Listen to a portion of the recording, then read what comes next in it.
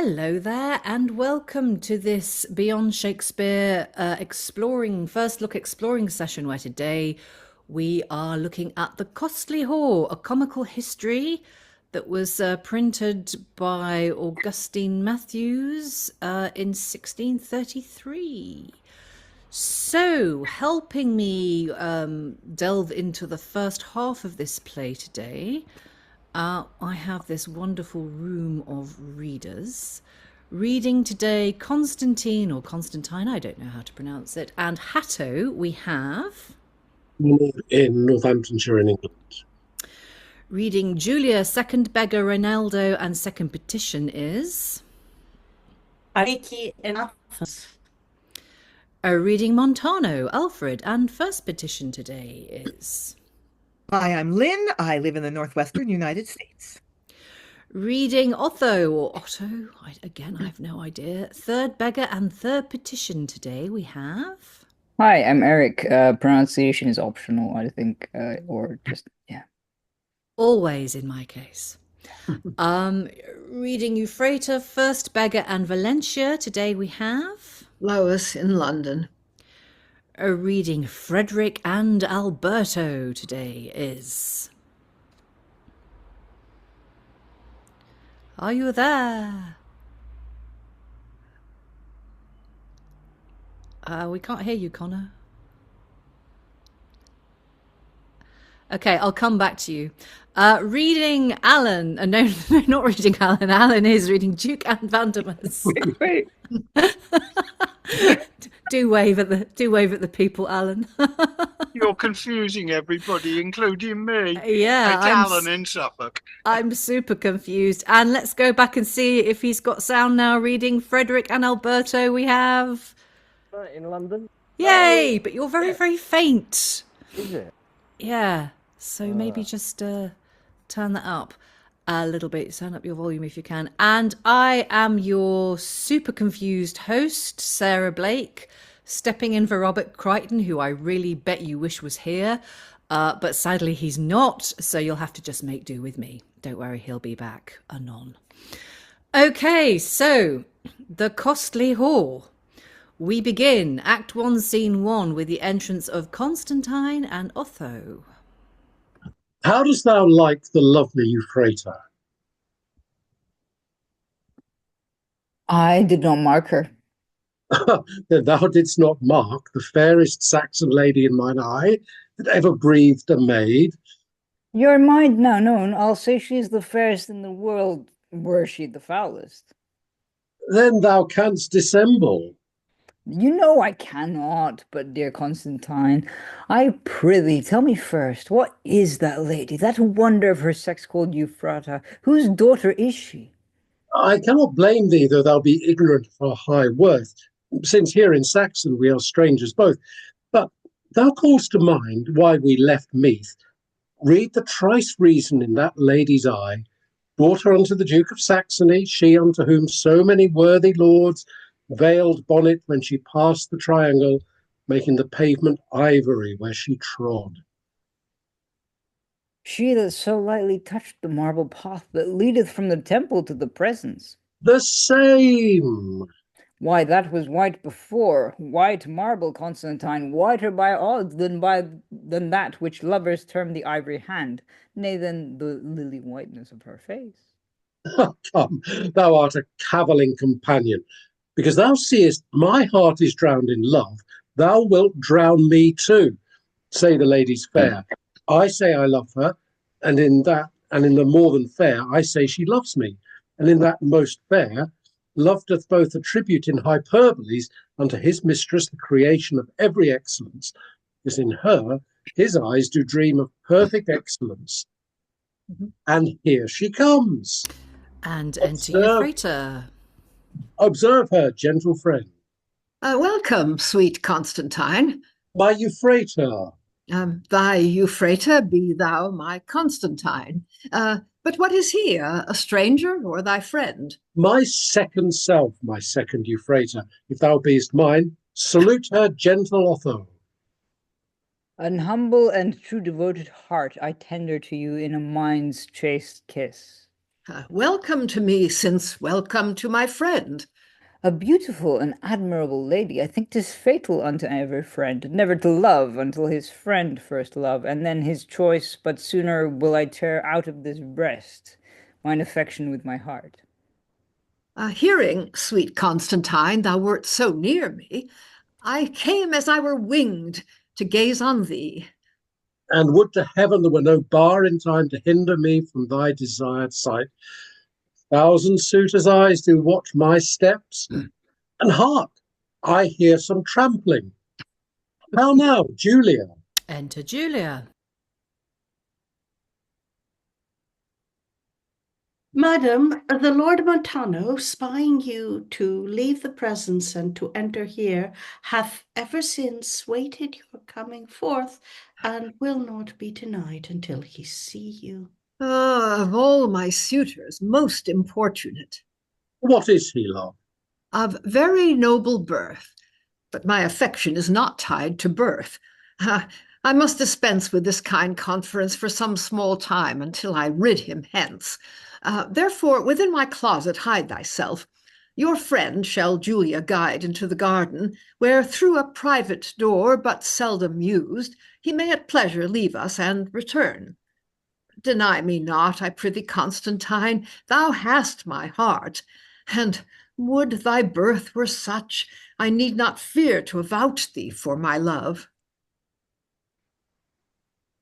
Madam, I take my leave.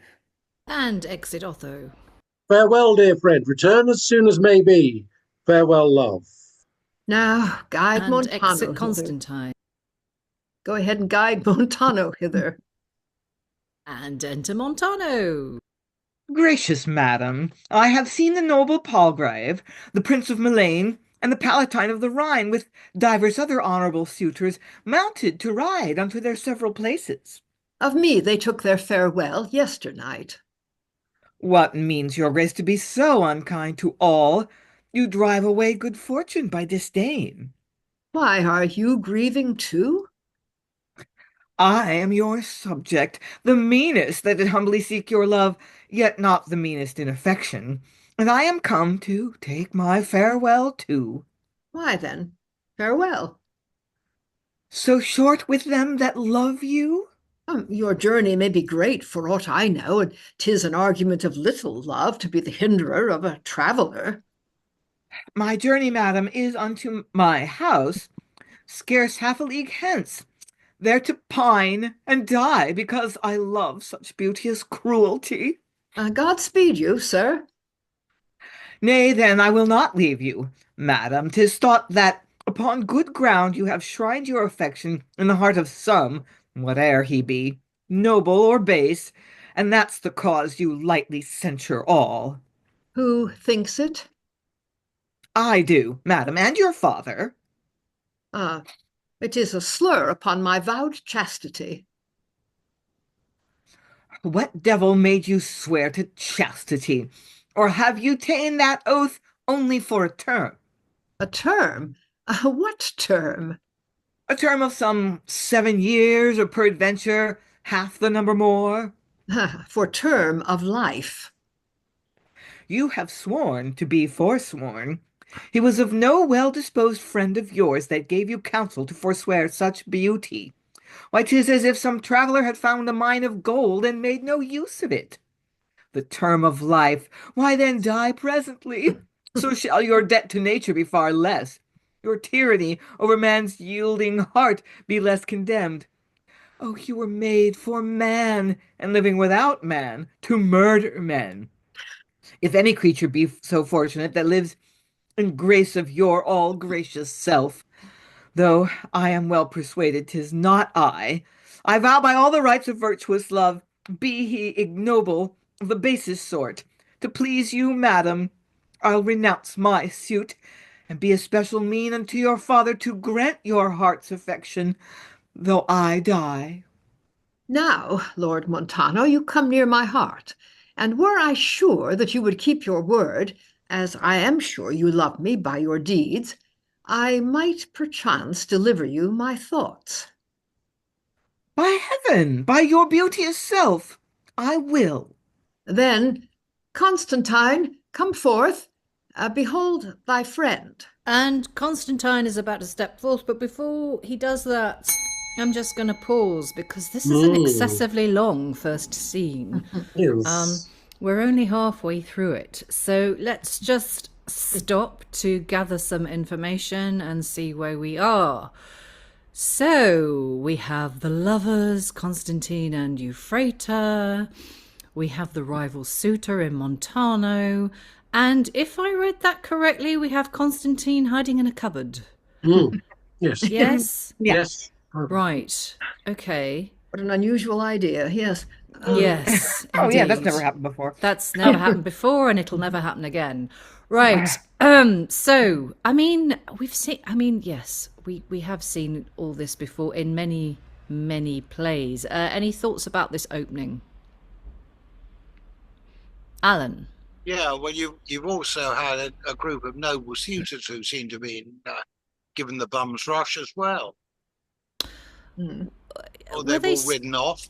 Were they suitors? Was not Otho? Was he not a friend of Constantine's? He seemed to be Otho is a friend of Constantine, but we got this reference about the Prince of the Rhine. Oh, yes, true. A lot of people just left. Yeah, everybody wants Euphrata, including Otho, as it turns out. I mean, that was an aside, I think, where he said, I missed that. My bad luck to fall in love with the person my best friend is in love with. But I will suppress it. I bet he will. Yeah, right. I missed that. Okay. So there are many suitors for the hand of Euphrata. Lynn. I missed that too, so I'm glad we had this conversation. And Montano's lying. That's my bet. Is that Yes, bet you quid that Montano's lying. Well, maybe he's not lying, but he won't be able to keep his promise. He's not going to renounce his suit, is he? Not when Constantine steps out. This is a play. Well, maybe he will. Maybe he'll just be like, oh well, okay, never mind, bye, and they'll get married, and the whole play will be about them, having a nice chat and watching telly, and Good. Right. Okay. Shall we press on then, if no one else has anything to say? So we stopped at the crucial moment when Constantine was entering, presumably, out of a wardrobe. Madam, what mean you to reveal our love? This is a very stubborn gentleman. A peasant. Saxony affords not one more base. He does me wrong that terms me meaner than a gentleman. I term thee so. Why, how now, Lord Montano? You do forget your oath. And you yourself, your princely father and the dukedom's honour, to chain your liking to a groom so base. He lies that calls me groom.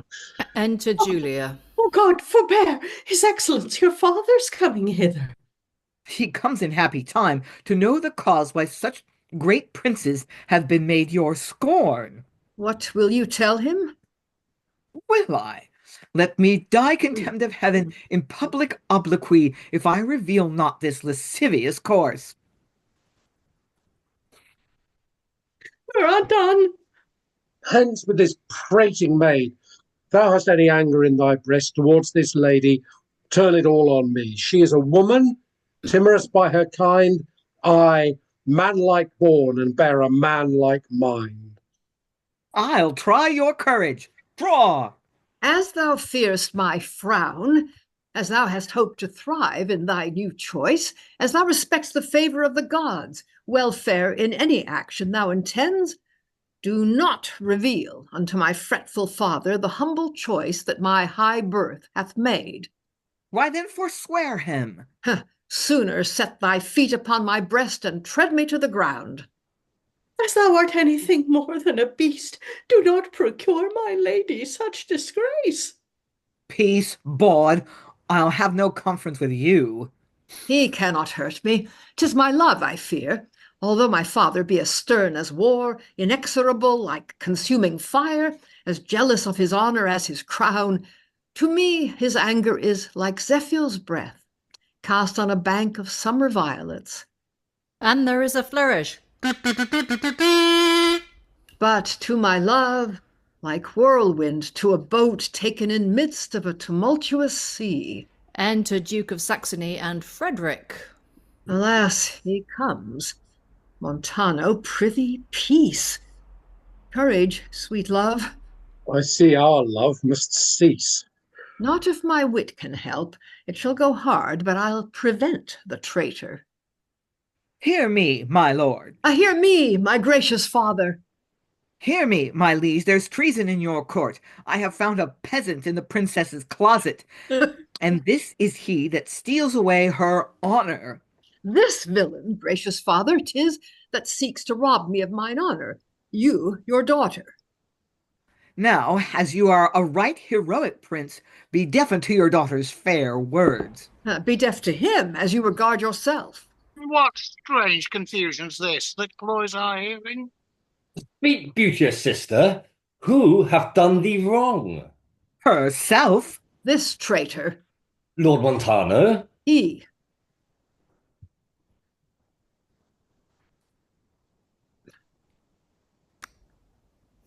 Villain, thou diest. Stay. She means Constantine, he that I found enfolded in her closet, reaping the honor which 1,000 lords have failed in seeking in a lawful course. He does me wrong, my gracious sovereign.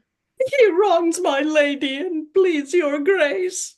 I'll tell the truth. Or rather, let me tell it. Lascivious love is ever full of slights. Villains that seek by treason their desires want no suggestion to beguile a truth. I say I found this peasant in her closet, kissing, embracing, and dishonoring her. I say, and please your gracious excellence, I found this gentleman within my closet, there set by subornation of this lord, and here appointed to dishonor me. Speak, is't not true? True, if it please your grace. What say you, strumpet? Since my lady says so, I'll say, and please your excellence. Speak, woman. Very true. Oh, monstrous forgery! Oh, more than falsehood to become so smooth in such a dangerous action. This is strange. Montano seek the ruin of my daughter? Because I would not yield unto his suit, which he in rapeful manner oft hath sought. He set this gentleman to do me shame, intending by exclaims to raise the court, but that repentance in my waiting maid and of his sorrowful self revealed the plot. Oh, ye gods, how I am overreached! I know the young man to be well descended, of civil carriage and approved faith. Thou art seduced to this enterprise. My conscience would not propagate that plot. Nor mine, my lord, though gold corrupted me. Clean from the bias wit, by heaven, rare wit. I'll tell another tale if they have done. What canst thou speak, vile traitor? Thou seest thou art prevented in thy plot, and therefore desperately coinest anything. But I am deaf to all such stratagems. Will you not hear me?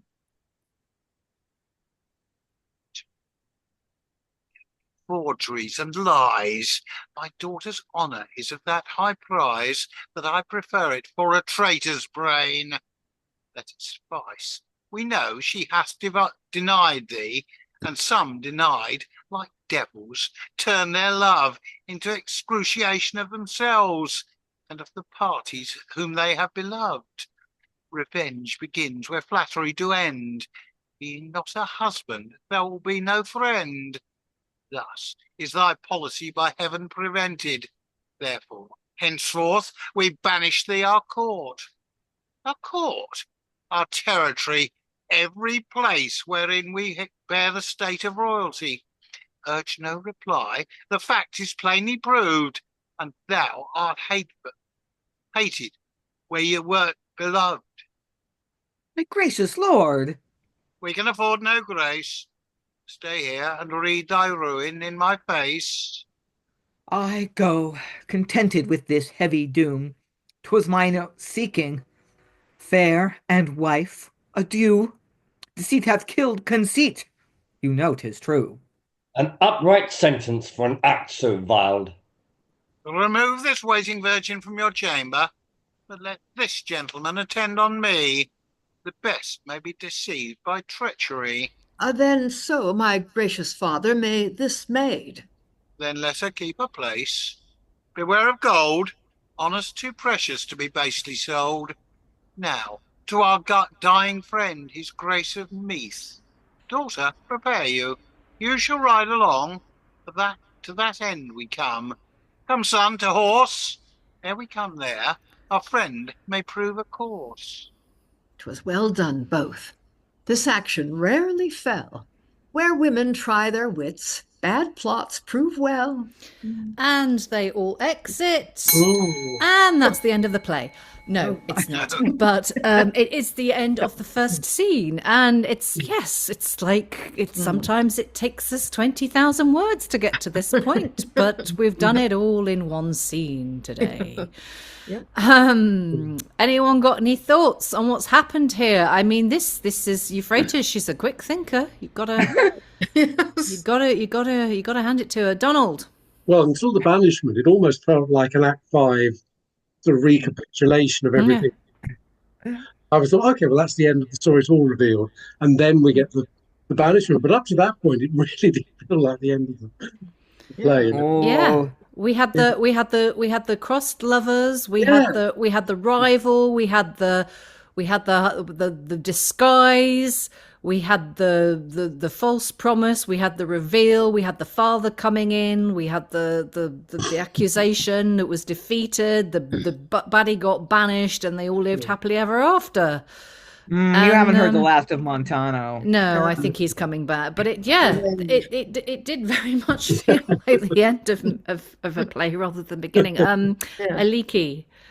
I'm a bit interested in what's going on with Montano, because while he was going to betray their trust, he wasn't going to do the thing that he's been accused of. So he's been falsely set up, even though he's done something underhanded. It wasn't as bad as all that, I feel. Yeah. No, I mean, the only thing he's done really is say that he's going to renounce his suit for her and then change his mind. I mean, people do change their minds. He's as baddies go. I said it's okay if he's base, but not that base. yes.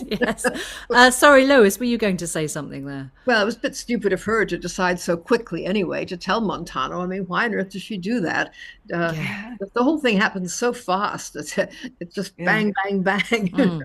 Yes, some nice pacey back and forth dialogue with Euphrata and her father there. Like that's a nice scene for an actress, I think. We don't often have lots of quick fire back and forth dialogue for a female part, but we have here. I enjoyed that. Lynn. It's interesting that she has a brother. Frederick is her brother, so he's heir to the dukedom. So that lowers the stakes in a weird way. I mean, this is sort of what I would expect dramaturgically, is for her brother to be long lost and she to be heir to the kingdom, so she can't marry this lowborn guy. But then it turns out her brother's alive, and she gets to marry whoever she wants because her husband isn't going to be duke consort. So she's got a brother, so it doesn't matter that much who she marries. I'm just sort of wondering how that's going to Yeah, it's kind of fascinating, this opening scene, actually, because it is very low stakes. Like there's no real, like you say, there's no real kind of pressure on her to kind of marry the right man. The baddie's not really a baddie; he's just a bit annoying. The brother seems eminently sensible and loving. The father isn't like one of these tyrannical father. It's just we've had a very long scene where everyone's just kind of okay, really, and behaving in a fairly logical manner. And okay, stuff's happened, but it's not nothing particularly outrageous. It's a bold way to start a play.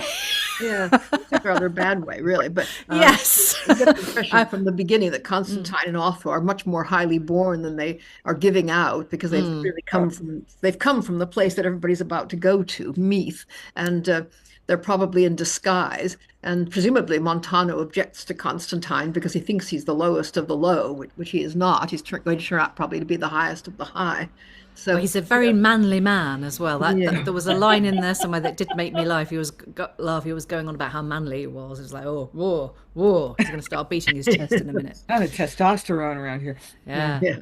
Oh. Right. Eric.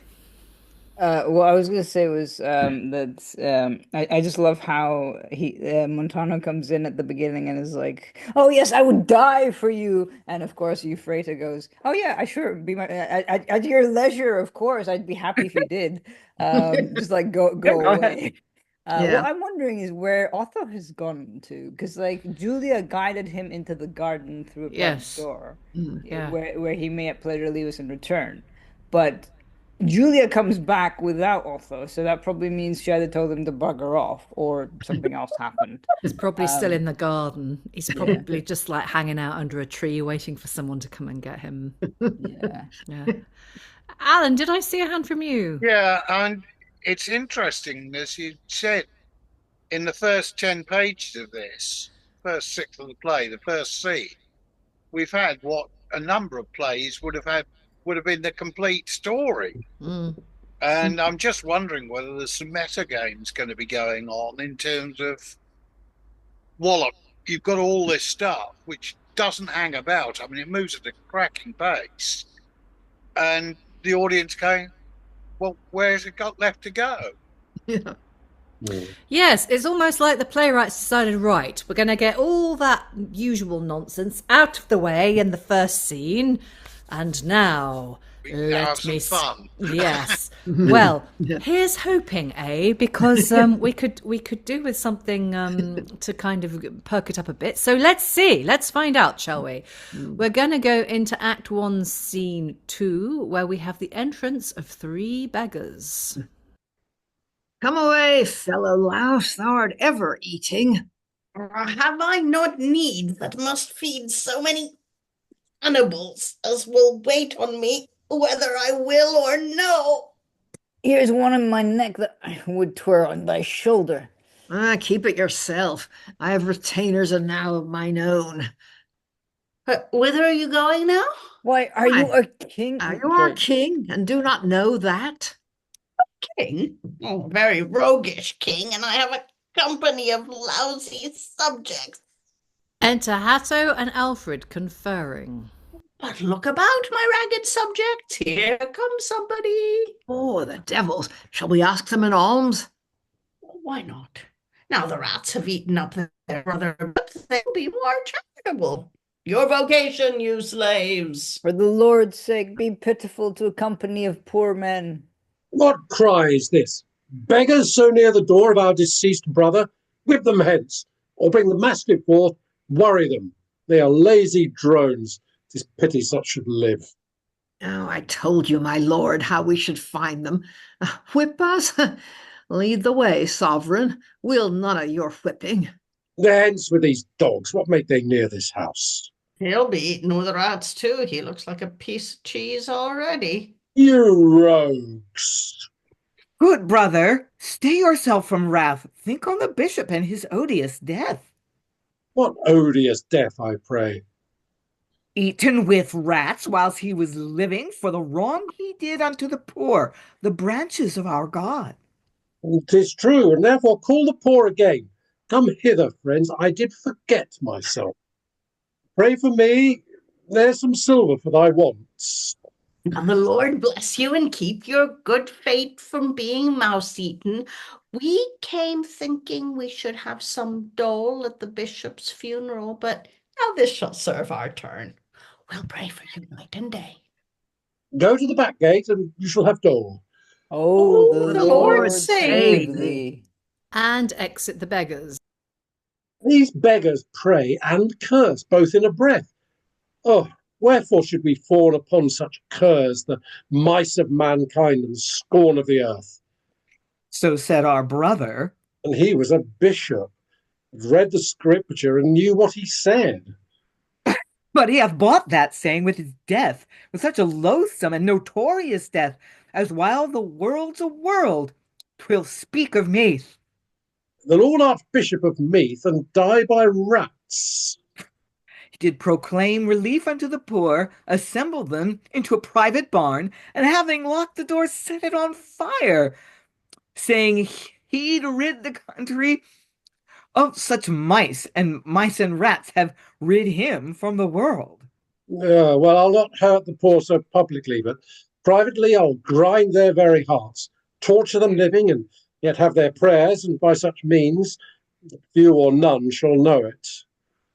In such a course Alfrid would wind with you, for though I failed you to Counseled. more calm, 'twas not in pity of their poverty, but to avoid their clamor.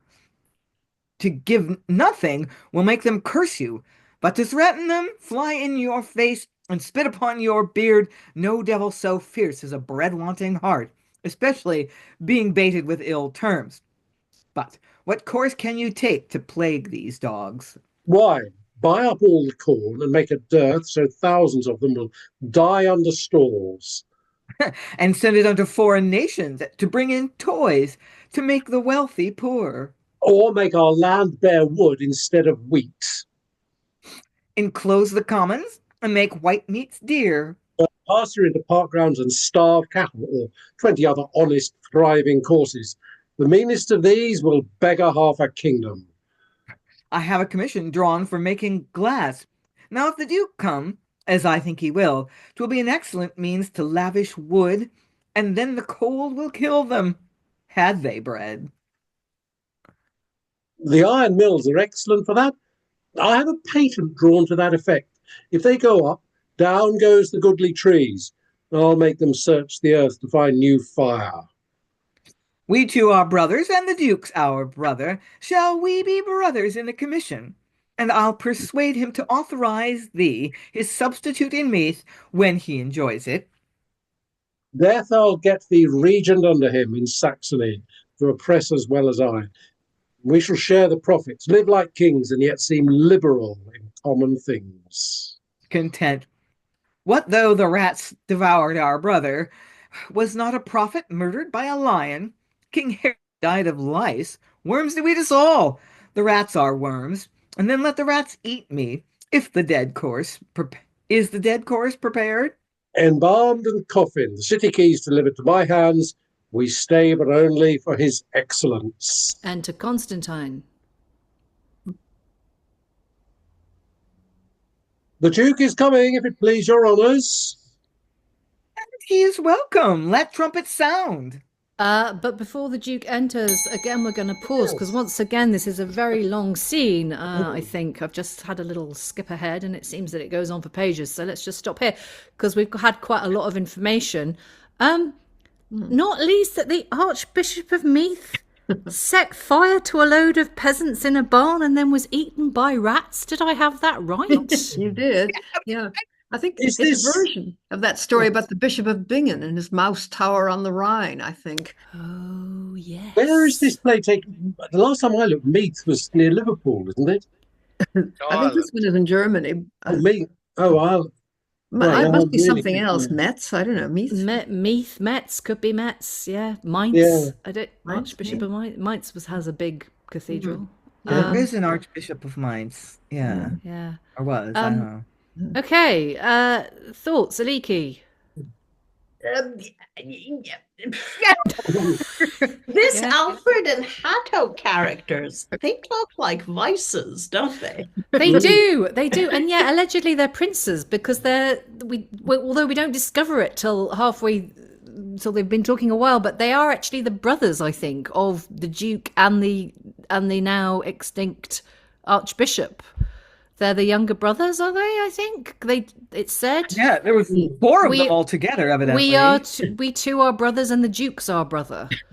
So, which is just such a pithy way of saying it. So, like, yeah, but you're right. They don't behave. They're not behaving like noblemen. They're behaving more like vices. Yes, It's really they are. subtle characterization. Wow. Yes, I know. It's quite. Oh, it's So weird. astonishing, isn't it? Yes. Yeah. Alan. I'm not sure the brother in this context is actually blood relation. I think you may be into all men are brothers territory. Maybe. It does seem almost like a completely different play, because we're getting into political and social commentary. I mean, you're almost looking here at the 17th century version of Ben Elton, and a rant I don't know against that I'd the go system. that far. But, Elton is quite funny on occasion. You've got all this stuff about, let's corner the market in land, let's enclose the commons, all the rest of it. So you're getting cut down all the trees so they don't have firewood. Yeah. That's the two villains, yeah. The peasants are revolting. Yes, they are. Let's keep them out of sight. Yeah. Well, it has in common with the first scene some cardboard characterization. I did quite like the beggars at the beginning, and the king beggar having a company of lousy, or should that be lousy, subjects. I thought that was quite a funny pun. But yeah, okay. Yeah. All right. Eric and then Lynn. What I thought was interesting was that it reminded me a bit of the villain in Thorny Abbey / The London Maid, where you've got like that thing of like, hey, yes, once we kill the king, then dig the ditch and whatever. Nothing can possibly, dig the pit in the river or whatever it was. Nothing can possibly go wrong. No one will ever find our plot. It's got that element of like, yes, we've planned, we're going on the holiday, we're going to go on a cruise, it's going to be wonderful, and no one will suspect anything. And then we'll get eaten by rats. Yeah, I mean, everyone gets eaten by rats, so you can't escape that. But also, it reminded me a bit of like fairy tales, the Pied Piper. Yeah. Yeah. Yeah, it's obviously related to that one. Yeah. Yeah. These two have definitely got that kind of stock fairy tale character syndrome going on, haven't they? Lynn, you had something to say. Yeah, what Alan said is it seems like a different play, although I have a slightly different reason for saying that. I mean, Sarah, you were saying a little while ago that the first scene, that like nobody seems like weird or unreasonable, and like people having kind of fairly understandable reactions to the situation, and then there's these two like completely cartoon villains. It's just like they just are reveling in the prospect of torturing vulnerable people. Like what? That it's like their brother died this horrible death, evidently as a punishment for mistreating the poor, and they didn't learn that lesson. Like, so it just feels like it's from a different play. That we have like I don't know, maybe it will, the seams won't show so badly in production, but it just it's we've got the introducing this secondary plot, and it's, I don't know, I feel a little disoriented. Well, I mean, I was just saying at the end of the first scene, he seems to have got the usual comedy plot out of the way, and so let's see what he does next. And so maybe maybe this is deliberate. Maybe this playwright is deliberately playing with the traditional forms and tropes of a play, or maybe he just is writing a bad play. I don't know, but I am not prepared to write it off yet, because maybe it's doing something quite interesting. Very witty parody of a bad play. Yeah. A witty parody of a bad play. Let's go with that for now. Anyway, we're about to find out what happened when those two worlds collide, because with a second flourish, we have the entrance of the Duke, Euphrata and Julia. Welcome, thrice welcome, our renowned brother. Lo, at thy feet, the citizens of Meath, by us their agents, do lay down the keys. By this crown and sword resign, the state majestic, your princely hands descended to you by our brother's death. Then with your loves and persons we receive it. Is then our brother the Archbishop dead? Too true, my lord. I am sorry for my uncle. And of a death so public by reports. Devoured by rats in strange and wondrous sort.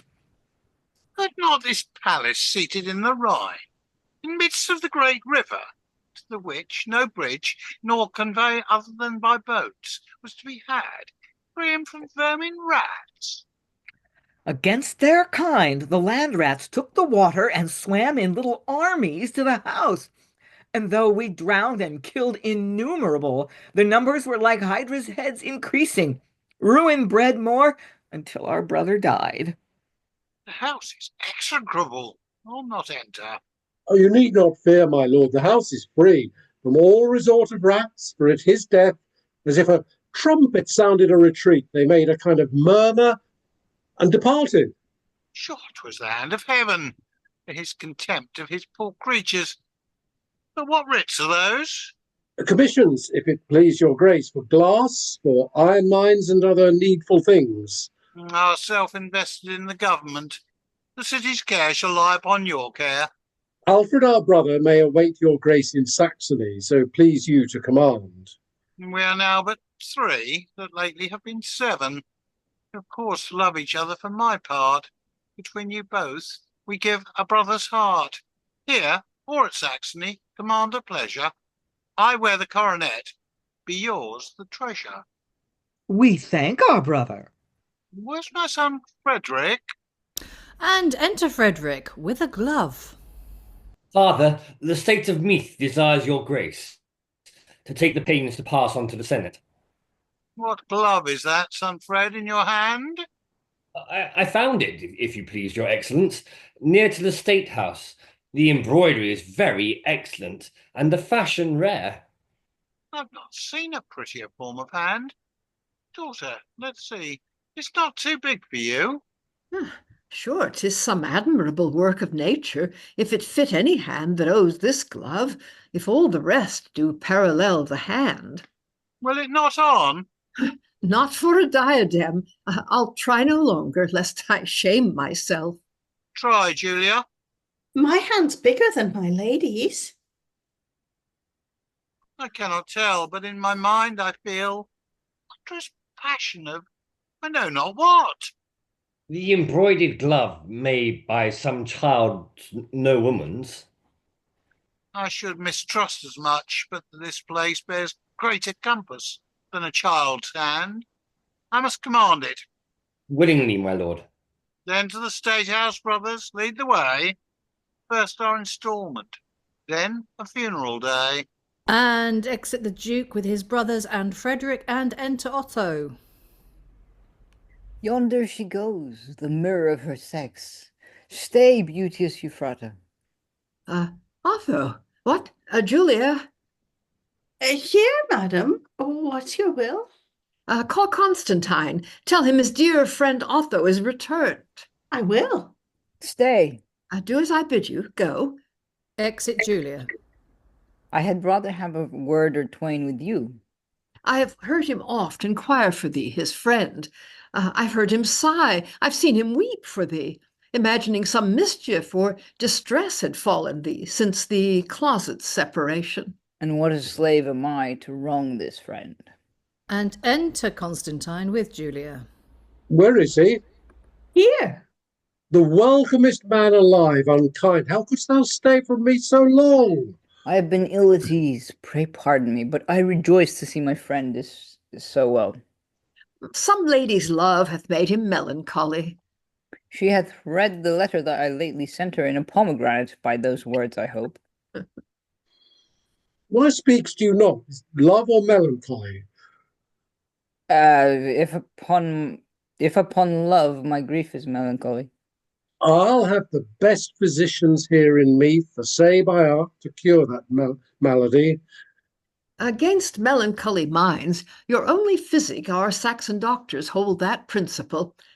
Now I remember, you did lately send me a choice pomegranate. Fetch it, Julia. Some of those grains, well stirred in Gascoigne wine, is present remedy. Madam, I'll none of all fruits that I hate. And commended it so highly by the messenger that brought it? 'Tis well remembered. You shall take a grain. You will but vex me. So his melancholy doth make him fond with his dearest friend. Enter Julia with the pomegranate. 'Tis well done, Julia. Quickly cut it up and bring a cup of wine, or let me do it. I see I shall be plagued with mine own wit. Being ashamed to speak, I writ my mind. Were you my friends, you would not martyr me with needless physic. Fie upon this trash. The very sight is loathsome. Take it up, but let me see what letters that dropped. Came it from you or from the Spanish fruit? Is all the grains that the pomegranate had. Then there's some treachery within these grains. I'll break it up, and 'tis directed to my Euphrata. Oh, what may the tenor be? I pray thee, read it. He opens the letter and reads. Oh, fall upon me some wind-shaken turret to hide me from the anger of my friend. Oh, from his frown, because he is my friend. Were he an enemy, I would be bold, but kindness makes this wound. Oh, this horror, the words of friends are stronger than their power. Withdraw, good Julia. I pray, what is't, love? Well, 'tis love indeed to thee, but to my heart every loose sentence is a killing dart. I brought this Gorges to my heart's delight, and he hath drowned his senses with the sight. Except thyself, all things to him were free. Otho, thou hast done me more than injury. Well mayst thou fix thy eye upon the earth. This action sith breeds a prodigious birth. It is so monstrous and against all kind that the light's splendour would confound my mind. And we missed it at the time, but there was actually an exit from Julia back there. I have offended, prithee pardon me. What cause did move thee? Her all-conquering sight. Didst thou usurp upon my well-known rights? Think I'm flesh and blood, and she is fair. Think how I love thee. There proceeds my care. Our amity hath been of ancient days, during which time wronged I thee anyways? Never. But rather I have done thee good. I grant you have. Oh, rather shed my blood than number the kind deeds between us past. For this unkindness here I love my lost. He doth repent, and will renounce his suit. I do renounce it. No, thou canst not do it. Suffer me stay a while in her fair sight. 'Twill heal my wound, and all love banish quite.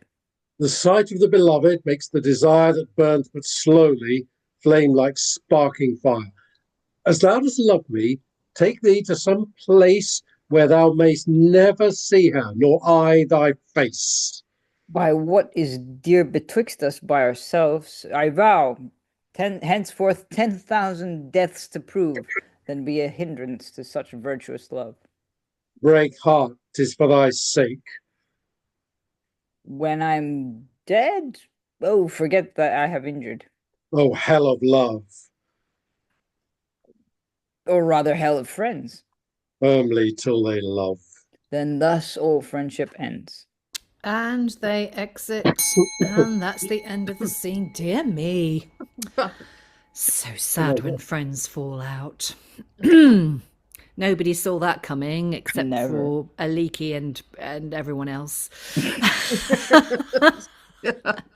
So, okay. So again, a really long scene that was really, I think, should have been 2 scenes because we were wondering what would happen when the A and B plot mixed together, and they didn't really, other than a little bit of overlap at the beginning. Lois. Well, there's one thing that this play was printed in the early 30s, 1630s. I mean, monopolies were a really big thing. People asking for monopolies on things like glass, and I forget what the other stuff is. So there's actually a little bit of topical satire coming in here in the treatment of Albert and Hatto. And that's about all I can say for this. Still seems to me pretty feeble. I mean, it's just racing past. It's really weird. Tons of plot and no character at all. Yeah. Anyone else got anything to say? Alan? Yeah, I think while it was printed in 1633, I think Rob was saying that the source is maybe around 1620. Yeah. So that's still peak monopolies. Yeah. Period. Eric. I was gonna say that it's interesting how like you get this whole thing about like, well, she's pretty, therefore I fell in love with her. I'm sorry. what more do you need me to do? Like suddenly they're both experts on what love is and does, just because like they've been in a like obviously Constantine has had this relationship with Euphrata for a while, but like Otho was like yeah, I I'd never do anything against you just because like I fell for her. It's the thing. But yeah, I just like how Constantine kind of goes, well, we've been friends forever. Have I ever done anything to make you doubt my friendship? And he's like, no, but like this is kind of a completely different thing, isn't it? Like, I don't know, it's fun. Mm. It's a Yeah, bit typical stereotype. it's certainly something. Lois said how it was flying by, and I just wanted to flag up. I put it in the chat, but I wanted to say it on the recording as well. Lois, last time we stopped and were discussing this, Lois mentioned the legend of the Mouse Tower, and it immediately triggered something in my brain because I have actually been to the Mouse Tower. It's not far from where I used to live, and so I quickly looked it up, and I think pretty much we've had that story, the entirety of that legend, in this second scene, and it was the Archbishop of Mainz who was called Hatto II. So there we go. And according to this popular but unsubstantiated legend, he was a cruel ruler who oppressed the peasants. And during the famine, he stored up all the grain in his barns and had a monopoly to sell it at high prices that people couldn't afford it. The peasants became angry, so he promised to feed them, and he told them to go into an empty barn and wait for him to come with food. But then, of course, he set it on fire. And apparently, upon hearing their death cries, commented, "Hear the mice squeak." And then when he returned to his castle, he was immediately besieged by an army of mice. So, and the Mouse Tower does actually exist, and you can visit in Germany. But that is clearly what is going on here. But again, like that could have been the subject of a whole play. Yeah, pretty hard to dramatize that, but it sounds like a much more interesting play. Oh, I'd love to have a go though. Wouldn't like, yeah, you could put the Nutcracker to shame. You could just all the mice costumes. But like, yeah, it just comes and goes. Like we had the end of a early modern comedy in scene one. We've had this legend, this kind of fairy tale legend, albeit slightly gruesome, in scene two, along with these guys falling out over their lovers. Well, not their lovers tiff, but lovers tiff over the same woman. It's just all these plot tropes just flying by in quick succession. I'm just wondering about the glove, because like I mean that like the usually with this, I mean my brain went Cinderella because obviously it's a slipper, but like Ooh, but yeah, what on earth is going on there? I don't know what they're setting up, and I mean maybe it's the same thing, but maybe not. Yeah, the Duke said something about feeling strangely. I think he's already fallen in love with whoever ose that glove. I mean, right. It's Cinderella. Like, yeah, it is. It's like, yes, it's the I was going to say the slipper and the rose, the glove and the rose, and the pomegranate as well. That's another another sort of legendary bit of iconography there. You've got the myth of Persephone and what somebody, Lois, help me out here. Pomegranates, what they had significance in medieval courtly love tropes, didn't they? There was what did the pomegranate symbolize? It's always cropping up in medieval paintings as a chivalry symbol. No, I don't know about that. I mean, the pomegranate seeds were supposed to, I mean, that's what still is used, in fact, in cooking. And I think it was the number of pomegranate seeds that Proserpine had eaten in the underworld, wasn't it? Dictating how long she had to spend there. 6 seeds or 6 out of the 12. Yeah. It depends on what sort of country you hear the legend in. If they don't have such a long winter, it's more like 3. Yeah, no, that makes sense. Yeah. So we've got all these mythical symbols flying past us, but nothing seems to have quite sort of be sticking so far. But maybe the glove thing will stick. Who knows? Anyone got anything else to add? Then let us press on. I'm just wondering how you. Sorry, I was just sorry to interrupt. I was just wondering how you would. I mean, obviously, you've got the repeating characters like Otho and Constantine, and then Euphrata and Julia and all those. But then how do you even? I mean, because you can't double them, which is something that Rob would mention, I feel. But how would you get people to keep track of who's who aside from the main 4 or 5 people? Because it seems like it's gonna need a big cast. I mean, don't most early modern plays have big casts? I mean, I have to say, that's one thing that's going for this text. I'm not confused as to who people are, the main characters. Not when they keep saying things like, we are brothers and he is our brother and he was also my brother. I mean, you've got Alfred and Hatto and the Duke, who are all brothers. You've got Frederick, who's the Duke's son. You've got Euphrata, who's his daughter. You've got Constantine, who's her, best beloved, and Otto, who's his friend, and what's his face, Montano, whatever he was called, who's been banished but will no doubt come back. I mean, that's not that many, really, for an early modern play. I don't know. It's not that I'm having problems keeping a handle on who everyone is with this one. It's just I don't really care much as yet. But who knows? Maybe I will. Yeah. I don't think we've met the costly whore yet. Maybe that's where. Yeah, I was just thinking that it's got this title, this kind of offensive title, and then idea. We're having a long lead into her. She better be bloody good when she turns up. Is all I'm saying. Maybe it's a cynical marketing strategy. Yeah, it doesn't actually appear, but everyone rocks up thinking, "Oh, good, we're going to see this play." Yes. There you go. But she's otherwise employed at this stage. True, she could be right. Okay, and I would lay a small wager that the glove belongs to her. Yeah. Ooh. Sure, that's what's leading up to. Yeah. Well, let's see if she appears. Act 2, Scene 1. Enter the Duke, Frederick, Hatto, and Alfred. Good brother, here's some music. 'Twill delight you. I'll call the actors. Will you see a play? Oh, gracious father, see me run the race on a light-footed horse, swifter than wind. Pray for bear.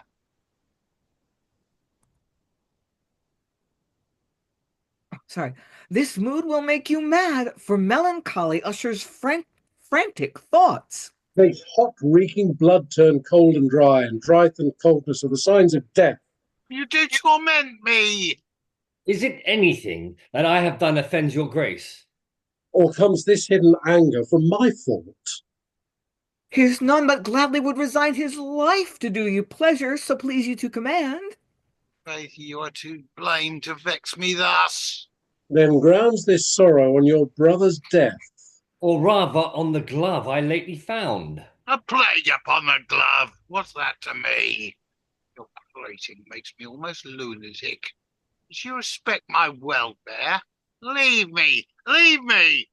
The sooner you depart, the sooner I shall find some means to cure my malady. Our best course is to be obedient. And everyone exits apart from the Duke. Farewell. If a slave besotted like to me, that kings have loved, those that they never saw. It's nothing strange since they have heard them praise. Birds that by painted grapes have been deceived, and yet some shadow to excuse their error.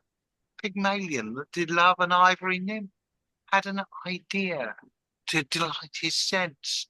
The youth that doted on Minerva's picture had some content for his eye. And we hear soft music.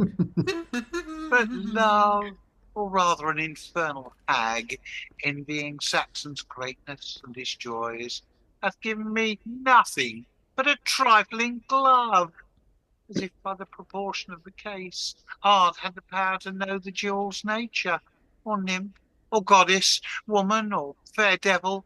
If anything thou art within my brain, draw thine own picture. Let me see thy face.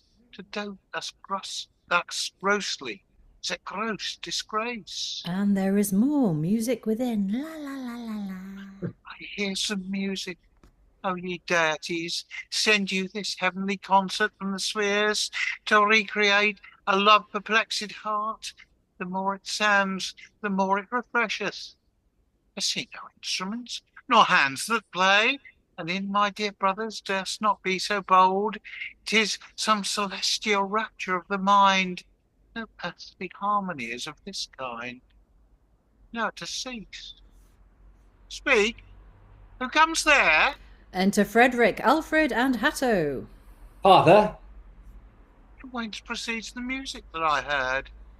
the beauteous and the famous courtesan, allied unto the banished Montano, admired Valentia with a troop of youths. This day doth keep her yearly festival to all her suitors, and this way she passed unto her arbour when the music played.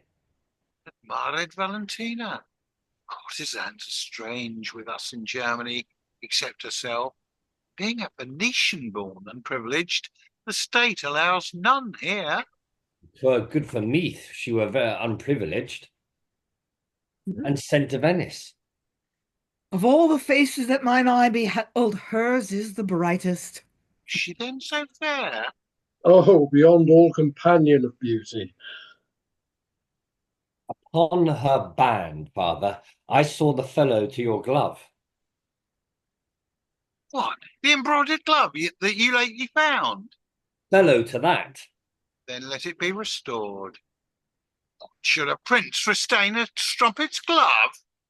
Oh, ye internal powers, am I ensnared with the affection of a common troll? Where's your commissions that you would have signed? This time I had a president in Saxony receive our signet and impress them straight. I'll remain here in Meath some little time. Brother, have care my dukedom be well ruled. Here I put over my affairs to you. My son, I leave unto the joys of youth. 'Tis pity that his mind should be oppressed so soon with care of governments. Go to your pleasures, seek your sister forth, send Constantine to us. So leave me all. I'm best accompanied with none at all. And so everyone exits, leaving the Duke alone.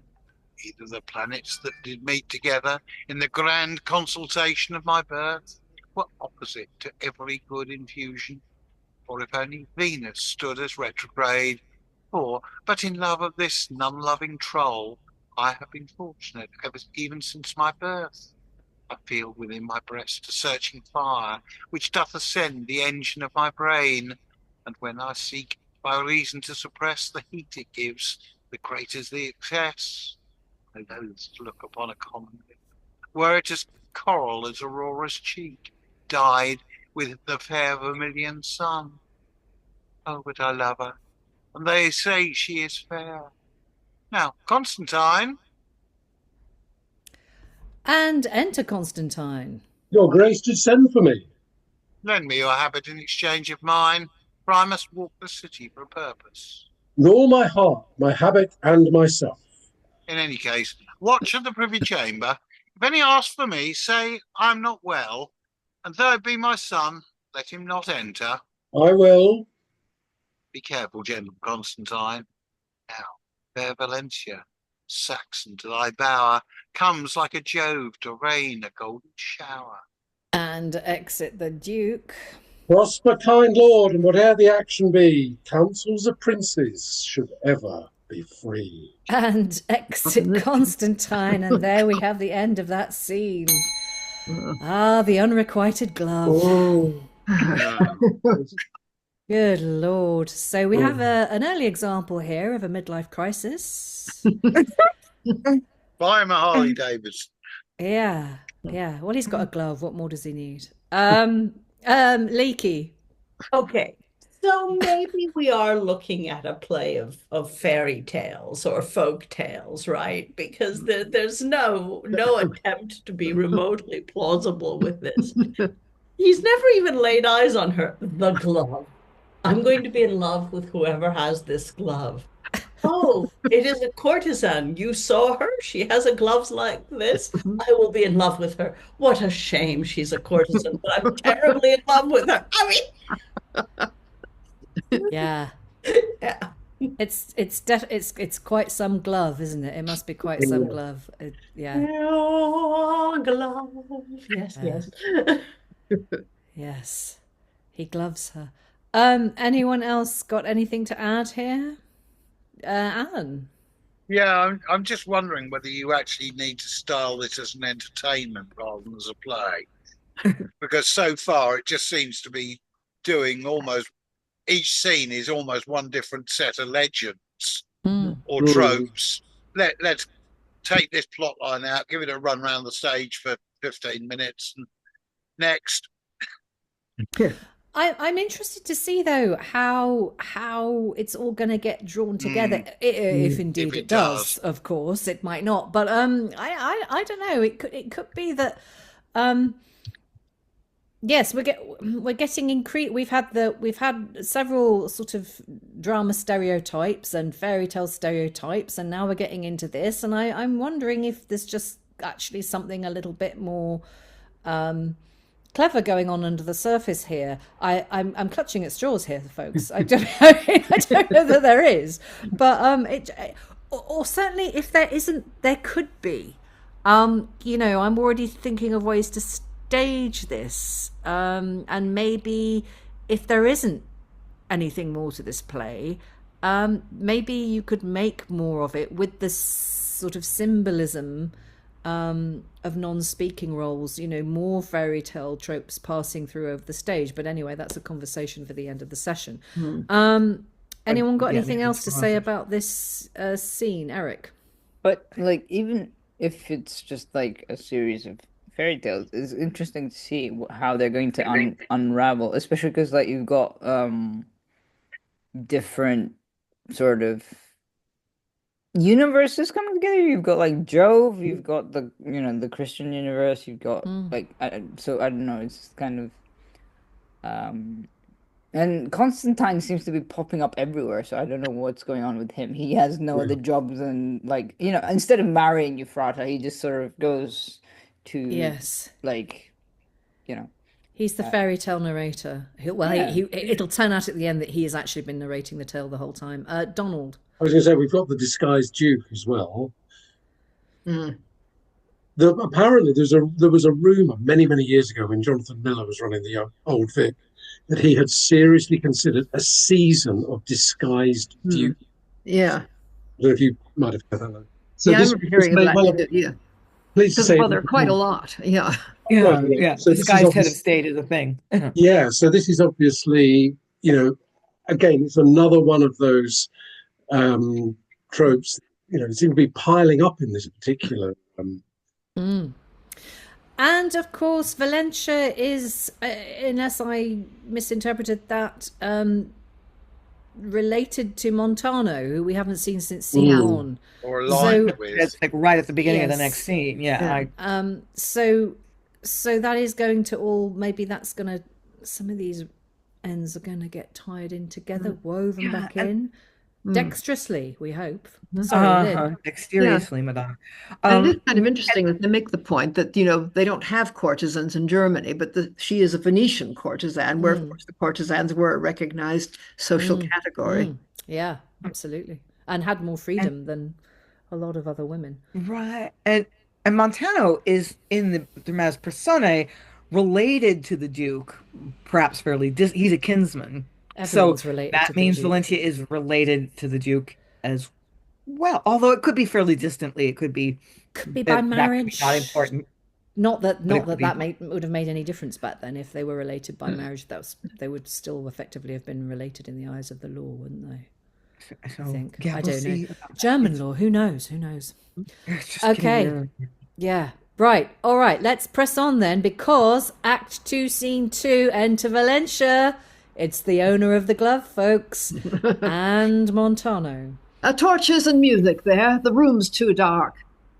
Prithee, niece, abandon this lascivious, unchaste life. It is the only blemish of our house, scandal unto our name, a courtesan, or what's more odious to the ears of men.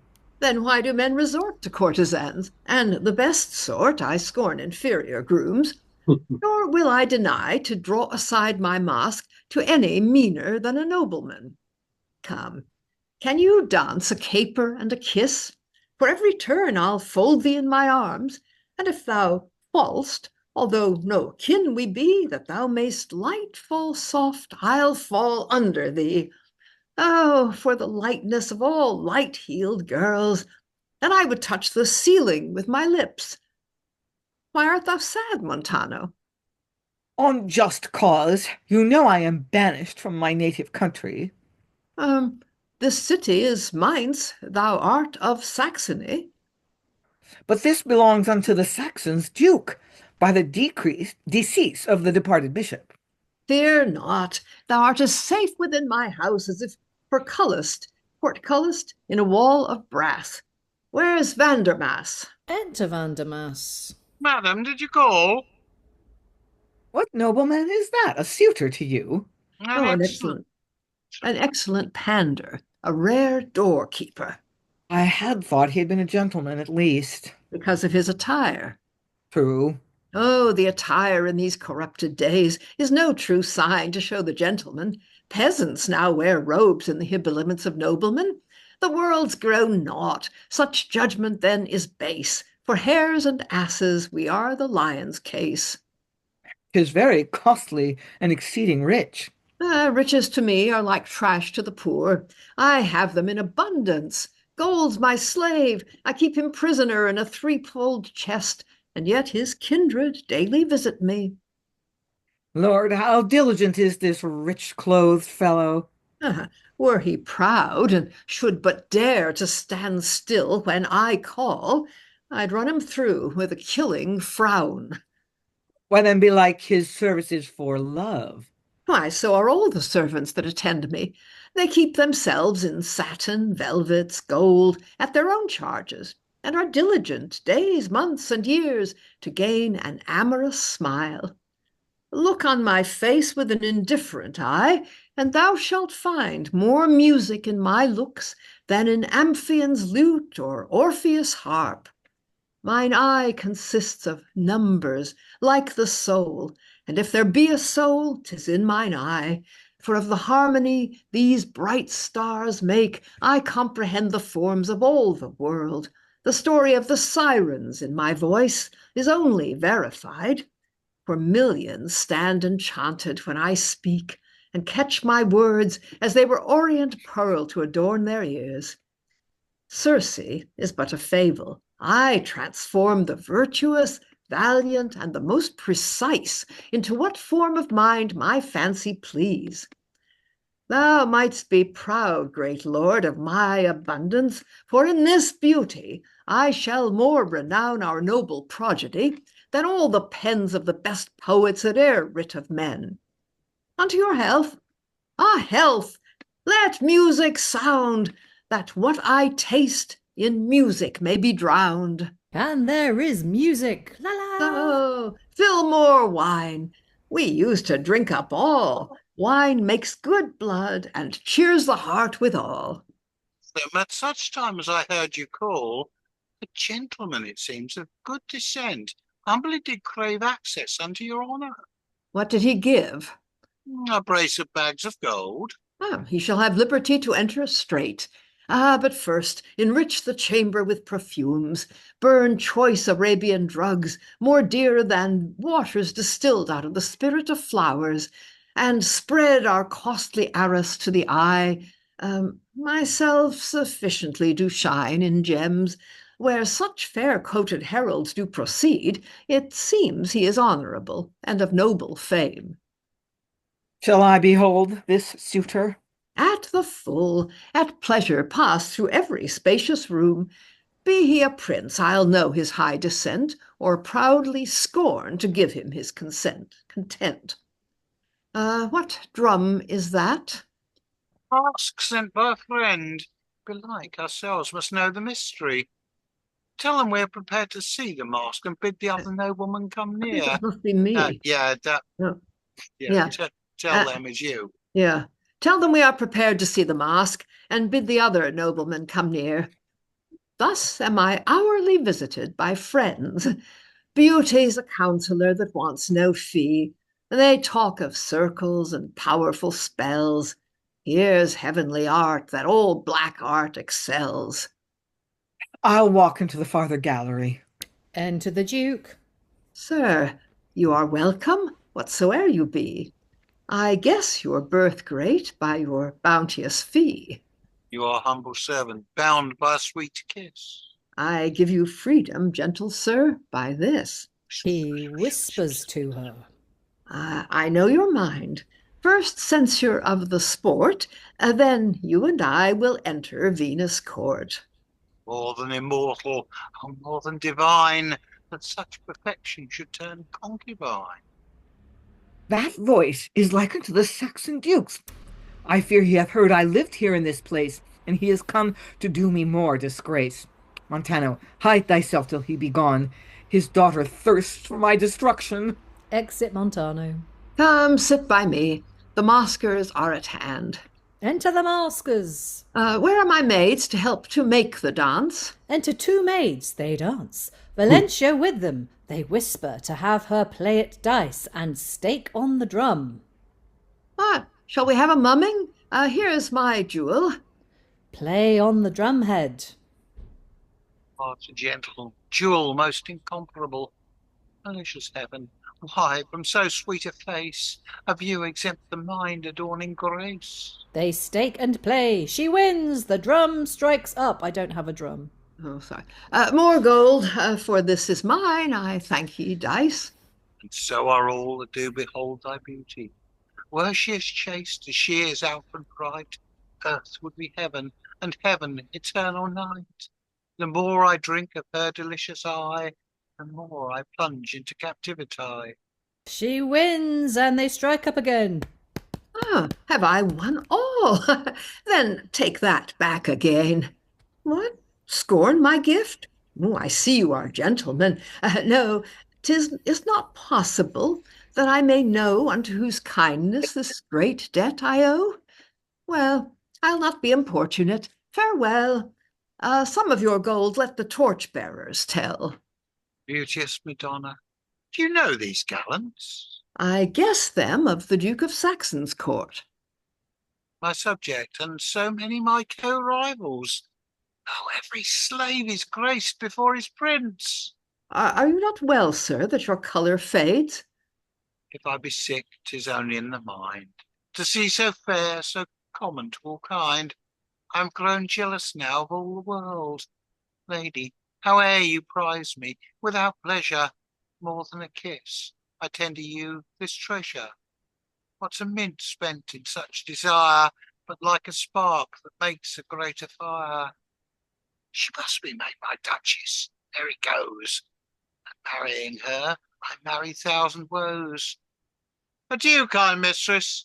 The next news you hear is to sit crowned in an imperial crown. Exit the Duke. Either the man dislikes me, or his brain is not his own, to give such gifts in vain. But 'tis the custom in this age to cast gold upon gold, to encourage men to waste. Lightly it comes, and it shall lightly fly. Whilst colours hold, such presents cannot die. And exit Valentia. And that is the end of Act 2, Scene 2. So, we're all just stunned. And anyone had anything to say about that? I'm quite liking Valentia. She strikes me as a fairly sane woman. I have to say, both her and Euphrata, they've had some good dialogue. You know, so that's a point in this playwright's favor. Yeah.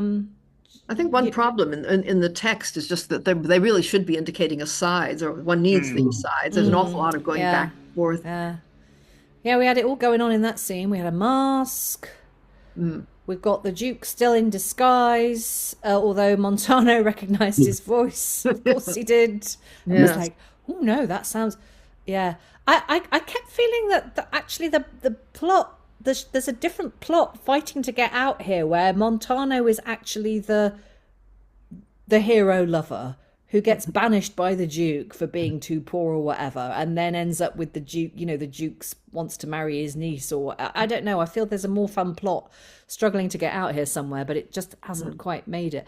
Alan? Yeah, what got me was the way that it keeps changing verse form. You get these occasional scenes which seem to be written in rhyming couplets. And I wonder whether I think this is by that most prolific of authors, The Unknown. And I just wonder whether it was a committee job. Don't know. No idea. I mean, it could be that this is someone experimenting, having a go. This may be the first play written by AI. Yes, indeed. Anyone got anything else to say? Otherwise, we will press on. Having had a lot of very long scenes, we've now got a couple of quite short ones. So we might run these two into each other. So, Act 2, Scene 3. Enter Reynaldo, Alfrid, and Alberto. This is strange, that I should have her honour. So far from court, pray, whither you were riding? To your manor. Heard you not the news? What news? This morning, by the break of day, His Excellence sent to me by a post letters by which the pillars of the state should be assembled to a parliament, which he intends, my lords, to hold in meet, that is, mights. When, if it please your honour? Instantly, with all the haste that winged time can make. Sooner the better. 'Tis like the realm's affairs are of some weight. I will be there tonight, and so take my leave. We take our leaves. Exit Alberto and Reynaldo. Farewell, my honoured friend. There is within my brain 1,000 wiles, how I may heap up riches. Oh, the sight of a gold shining mountain doth exceed silver is good, but in respect of gold, thus I esteem it. And Alfrid exits, and we'll move straight into Act 2, Scene 4. Enter Hatto with 3 petitioners. How now, my friends, what are you? What petitioners? Well, stand further then. The poor is unpleasing unto me as the plague. And please your good lordship, I'm a merchant and gladly would convey 1,000 quarters of wheat and other grains over the sea, and here's £100 for commission. Thou art no beggar. Thou shalt have my friend. Give me my money. Please, your honour, I have a commodity of good broadcloth, not past 200. May I ship them over? And there's £100. Thou shalt have leave. Although I see me a poor petitioner, my lord, I crave a warrant to transport 100 cannons, 50 culverins, and some light armors, halberds, and half-pikes. And there's as much as any of the rest. Away, cannibal, wouldst thou ship ordnance? What though we send unto the foes our corn to fatten them and cloth to keep them warm? Let's not be so forgetful of ourselves as to provide them knives to cut our throats. So I should arm a thief to take my purse. So no other course of merchandise? Thou shouldst get gold, 'twill yield thee 10 in the 100, or on bare exchange, and raise the price with us. Make us for want, coin, brass, and pass it current until we find profit to call it in. There are 1,000 ways to make thee thrive, and I'll allow all of it to be ne'er so bad, excepting guns to batter down our houses. Letters of mart I humbly then entreat, to cease on rovers that do scour the sea. And on our friends too, if thou canst do it cleanly, spare none, but pass it very closely. We will be loath to sift by piracy, but open ear to hear what they complain. Hast thou a letter? Ready drawn, my lord, and here's a brace of £100 for you. That is very well. I think I shall be rich. The daily tenants pay me rent thus fast. Give me your licenses, they shall be sealed. About an hour hence, here attend our pleasure. We thank your lordship. Thank your lordship. And exit all the petitioners. Vile caterpillars, and yet how necessary for my turn. I have the Duke's seal for the city meath, with which I'll sign their warrants. This corn and 20 times as much already covertly conveyed to France and other bordering kingdoms near the sea cannot but make a famine in this land. Then the poor, like dogs, will die apace. I'll seem to pity them and give them alms to blind the world. 'Tis excellent policy to rid the land of such by such device. A famine to the poor is like a frost unto the earth, which kills the paltry worms that would destroy the harvest of the spring. As for the which, I count them painful men, worthy to enjoy what they can get. Beggars are trash, and I esteem them so. Starve, hang, or drown themselves, I am alive, lose all the world, so I have wit to thrive. But I must to Parliament, and then I'll have a clause to beggar some rich men. And he exits, and that's the end of the scene. What a delightful chap. He's lovely, isn't he? Yeah. Yes. So, okay. And we finally seem to have a baddie. I mean, him and Alfrid were showing signs of it earlier, but I don't know. It was all a bit vague. It was all a bit like, oh well, we're just like chancing our arm. But yeah, Hatto's a really unpleasant man. Yeah, clearly takes after the other brother. Yeah. The second team of rats is waiting somewhere. Yes, one can only hope. Yes. Anyone got any thoughts about these two little short scenes? Who's Alberto, by the way? Have we met Alberto before? Or Reynaldo? No. Connor? No one's got any idea.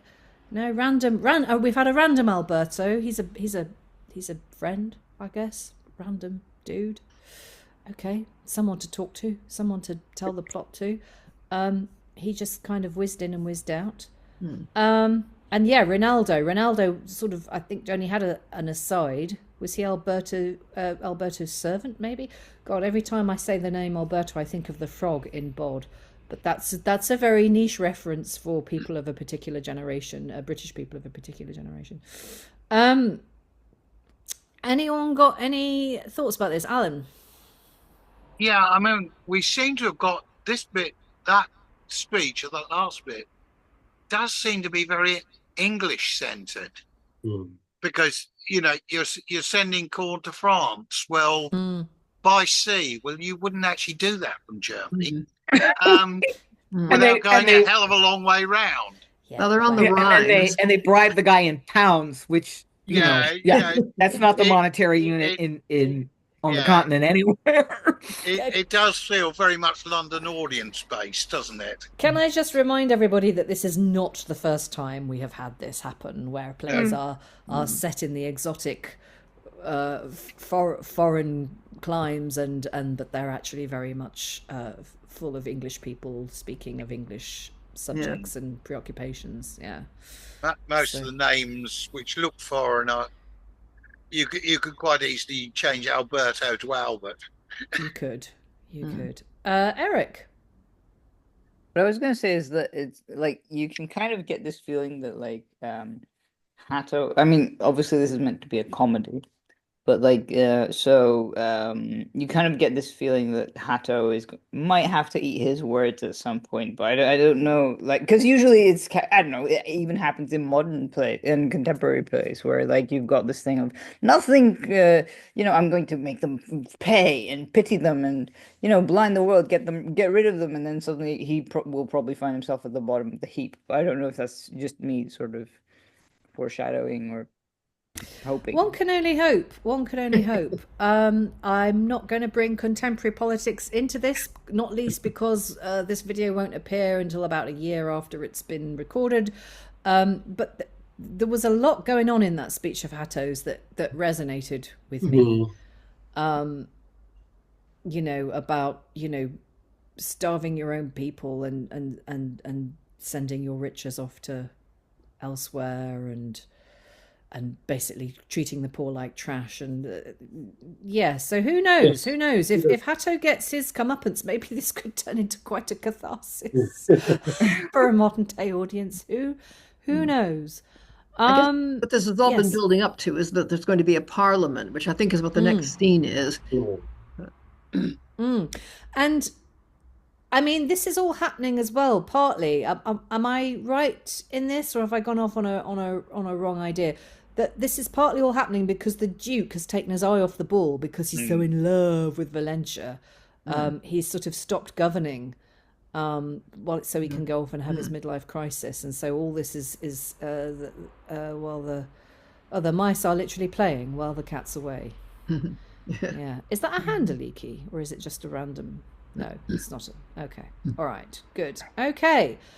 All right then. In which case, let us press on. We have one more scene to go. It's a longish one, but let's see how we go. Act 3, Scene 1. Enter the Duke, Frederick, Constantine, Reynaldo. I still have no idea who Reynaldo is. Alberto, ditto. Alfrid, and amongst them, Hatto bustles in. Princes and pillars of the Saxon state. You are the elected. Speak for the court. Stay, Lord Alberto. We usurp your office. Who had the charge to fetch Valentia? I, gracious lord, and when I gave the charge, a sudden fear by paleness was displayed upon her rosy cheek. The crimson blood that like a robe of state did beautify the goodly buildings with a twofold grace, from either side shrunk downwards to her heart, as if those summons were an adversary and had some mighty crime to charge her with. Millions of thoughts were crowded in her brains, her troubled mind, her abrupt words described. She did accuse herself without accusers, and in the terror of a soul perplexed, cried out, "The Duke intends to seize my goods, because I am noted for a concubine."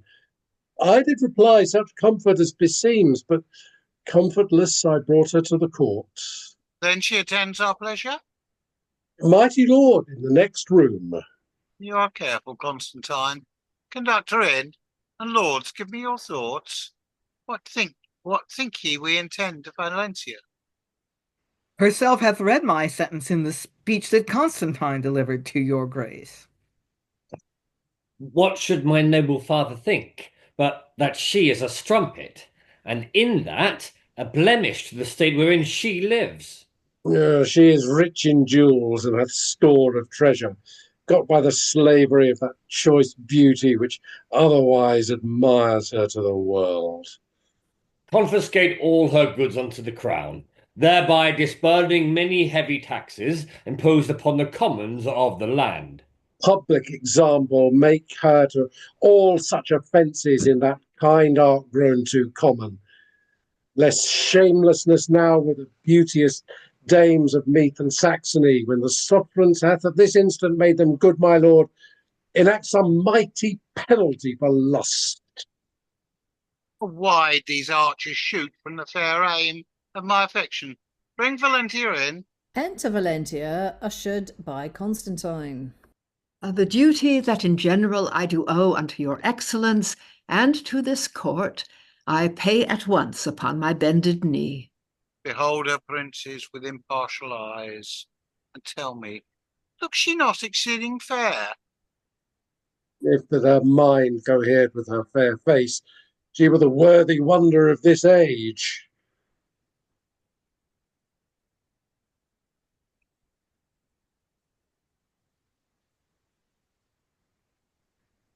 Prince.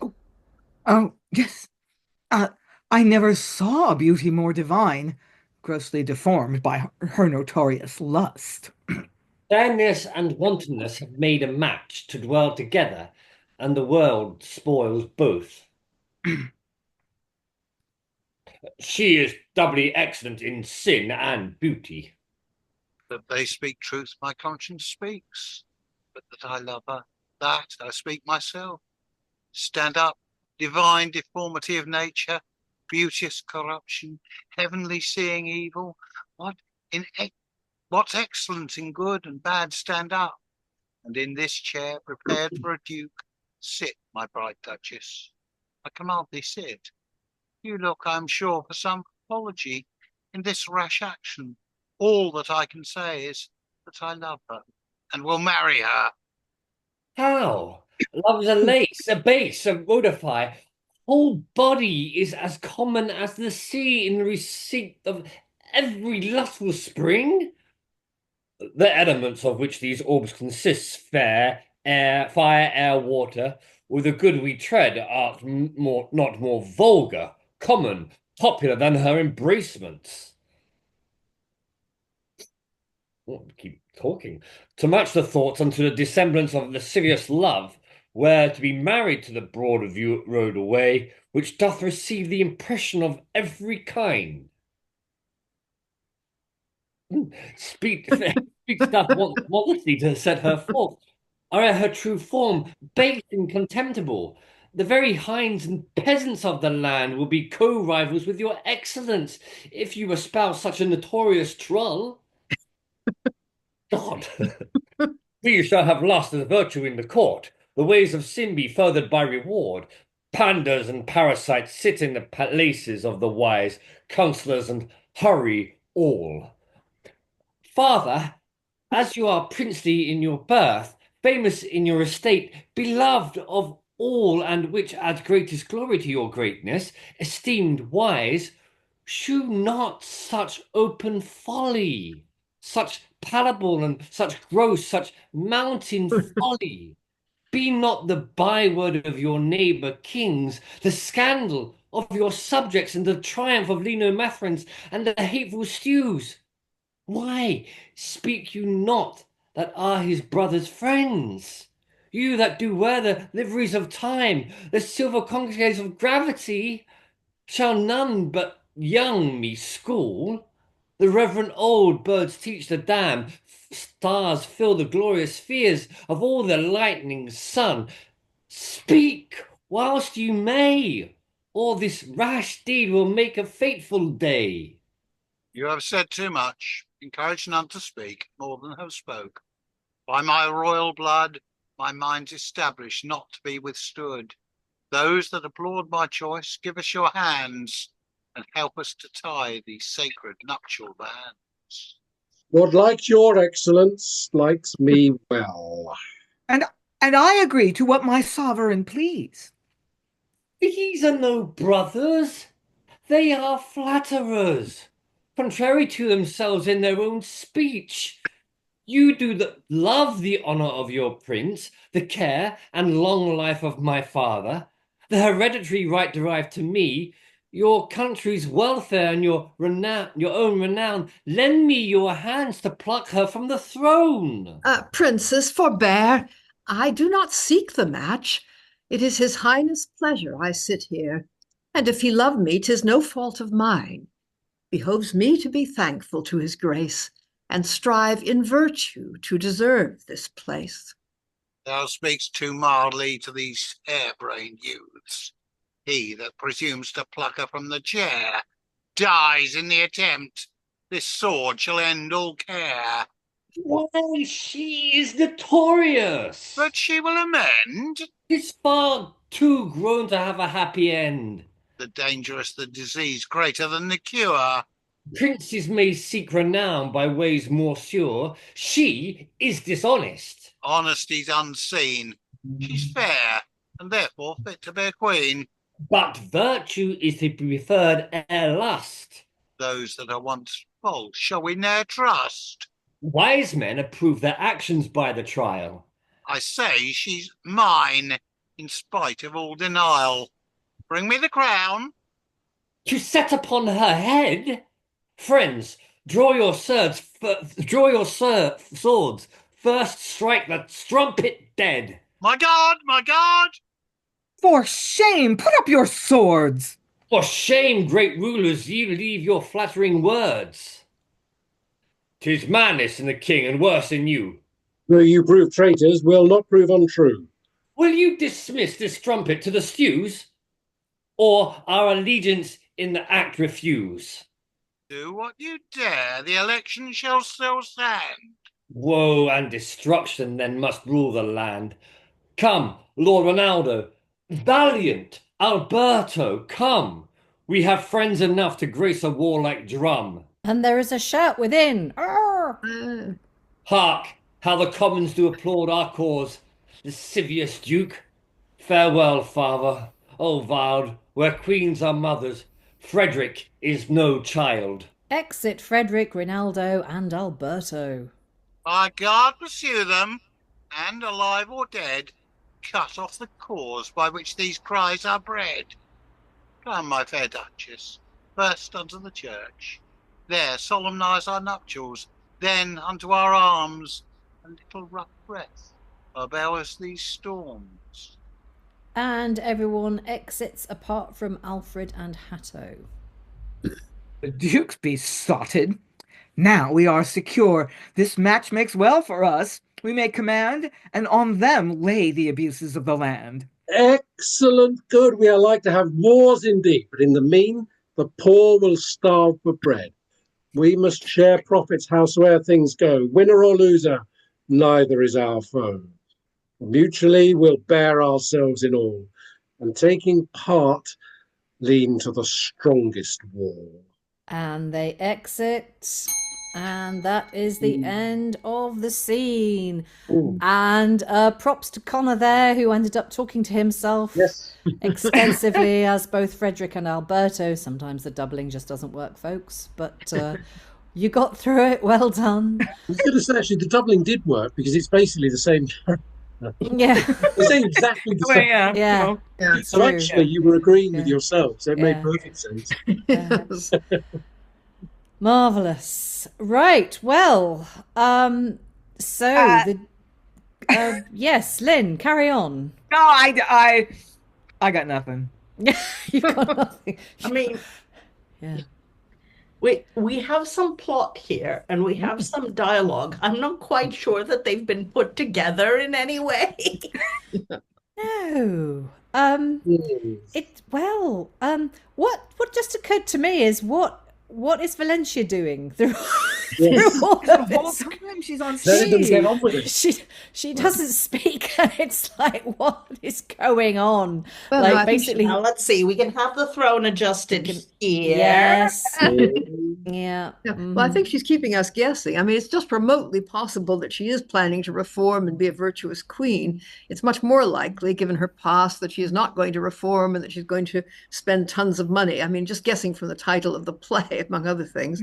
But who knows? Is she a costly whore though because she spends a lot of money, or is she a costly whore because she is costing him his kingdom? Everything. Dun, Yeah. dun. Yeah. Well, she's Who just knows? expensive to maintain. She's a Yes. high maintenance woman. Yes, true. Yes. Well, and meanwhile, the mice are still playing, Yep. making use of the chaos to Yes. to feather their own nests and defraud people. Most notably the poor. I'm saying nothing. Anyone got any other thoughts about this scene? No? Yes, Eric. Well, as we said, the baddies continue to do bad things, or at least plot bad things, which is kind of like, while he's distracted, let's go have fun and harvest and steal from the poor and all that stuff. Right. Right. And everyone will blame her. Yeah. Yeah. Like, But then, like, the Duke's besotted, now we are secure. There's a part of me that goes, well, like,